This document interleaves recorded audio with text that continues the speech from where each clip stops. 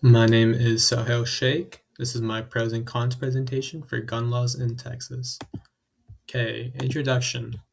When we think of Texas, we often think of its size, cowboys, its conservative culture, and of course, guns. Guns have played a major role in Texas since the state's early history and agricultural life. At that time, firearms were essential for survival. Early settlers could use guns to hunt for food, to protect themselves, their families, and of course, their property from external threats, like, say, protecting their cattle from dangerous animals like wolves, coyotes, or even from other people from stealing them. Guns were also important during the Texas Revolution when they were used in the War for Independence, so they also hold a little bit of a significant symbolistic value for Texans. As Texas developed, firearms became a normal part of everyday life. Cowboys and ranchers, they often carried guns while they were working, and police officers used them to maintain order as communities grew, as a population in Texas itself grew. Of course, grows along with it, and to maintain order, police officers needed guns. Over time, guns became more than just tools. They started to represent a person's independence and sometimes even strength and ownership. Because of this history, gun ownership became deeply connected to Texas's culture and how people view its identity. Even today, many people in Texas still view gun rights as an extension of those previous values.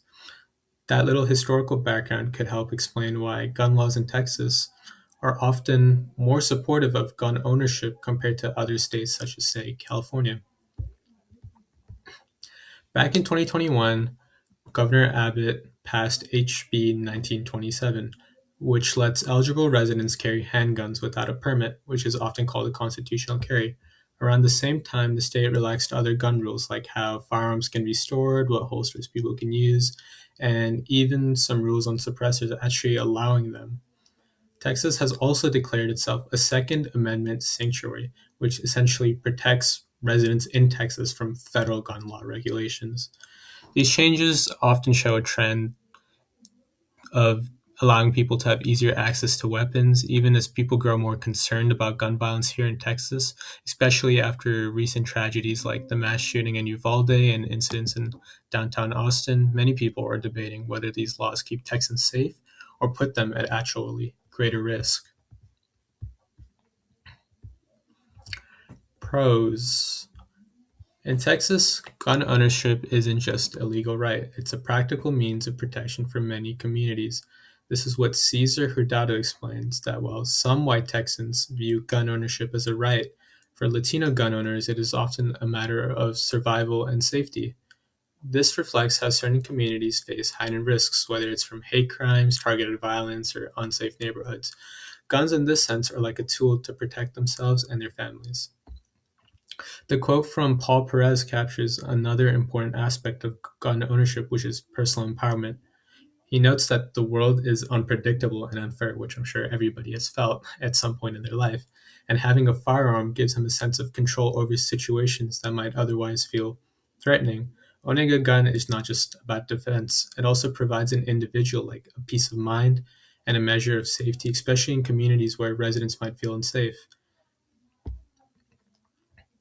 The graph here shows firearm deaths among Hispanic Texans, which illustrates the fact that firearm homicides are roughly double the rate of firearm suicides in the Hispanic population in Texas. This evidence represents why personal safety and empowerment benefits of gun ownership are significant.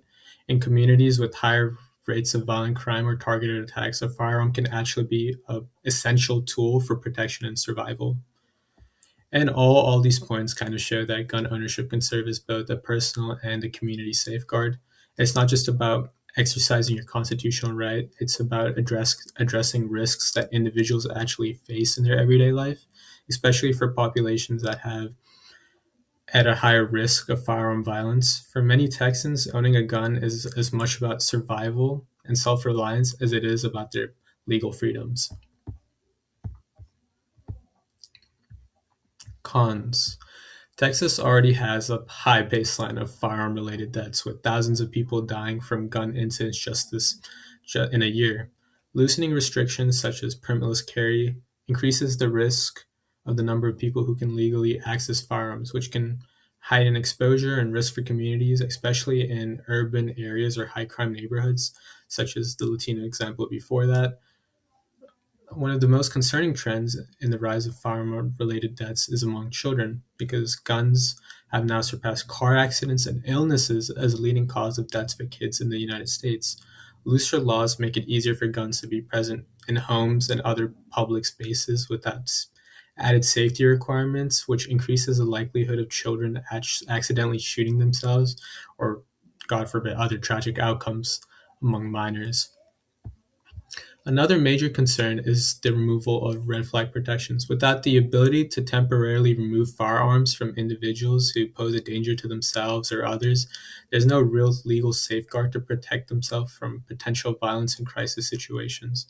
Red flag laws serve as a vital tool to protect both individuals and the community as a whole, and without them, people who are considered high risk can remain armed. Permitless carry also raises many public safety issues. By allowing people to carry handguns without licenses or mandatory training, the state removes very important safeguards designed to ensure that these gun owners are actually educated about how to handle their gun, store their gun, and actually use their gun safely. This lack of responsibility leads to accidental injuries. You could have minor conflicts escalating into shootings, where that becomes major, and it creates a greater strain on law enforcement as they have to approach a lot more situations much calmer, as anyone could be armed and have the wrong intentions. Finally, when we look at the nationwide trends from the graph, Texas consistently ranks among the states with the highest rate of gun deaths. This data suggests a link between looser regulations and a higher rate of firearm related incidents, showing that the state's looser approach may actually be causing a risk for public safety. But it is important to note that Texas has a larger population than other states, but overall, the number of deaths from either homicide or suicide from a firearm still remain high in terms of numbers solely in Texas. To conclude, gun laws nationally have constantly been debated over the years, but these debates appear strongly and most in scrutiny here in Texas. With Governor Abbott passing those Second Amendment laws back in 2021, which HB 1927, blocking red flag protections, he reflects the state overall of upholding its citizens' Second Amendment rights. And Texas guns aren't just seen as a weapon. Pro firearm Texans view firearms as a way to empower themselves in situations of danger. It's a resource not only to protect themselves, but also their families. On the other side of the debate, looser gun control regulations, they display actual evidence of creating a higher amount of firearm-related deaths.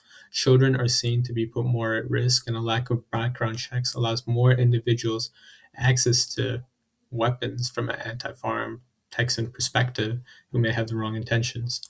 These debates only carry more fuel, as recently there was an incident in downtown Austin involving a shooting leading to the death and injury of a few people. In all, this debate is both a political and a social issue that is impacted by the Texas government, where the tension between both sides, pro gun, pro firearm Texans, and anti firearm Texans, which serves as an example of how policy decisions made by the government influence gun culture here in Texas and public safety here in Texas. Here are my citations, and thank you for listening.